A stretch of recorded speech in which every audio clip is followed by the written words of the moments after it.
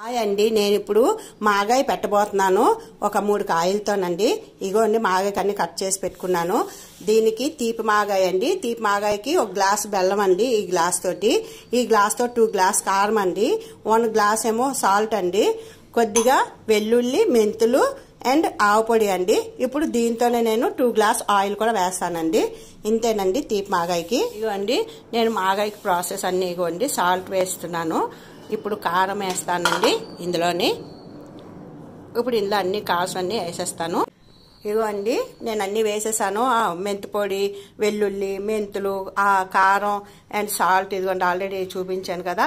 ఇప్పుడు పాకం తీసిన బెల్లం లాస్ట్లో వేస్తామండి.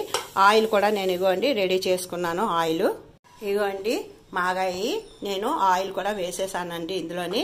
ఇప్పుడు నేను మీకు చూపించాను కదా, బెల్లం కొద్దిగా చల్లారాక వేయాలండి.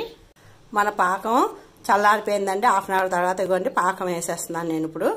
ఇది ఏంటంటే మనకి బెల్లంతో చేస్తున్నాం కాబట్టి అండి మాగాయి, దీనికి మనం ఎక్కువ కారమును అది ఎక్కువ వేయకూడదండి, సాల్ట్ అదిని. ఇంతేనండి మన ఆవకాయ. ఫైనల్గా ఇగోండి మన ఆవకాయ తయారైపోయింది.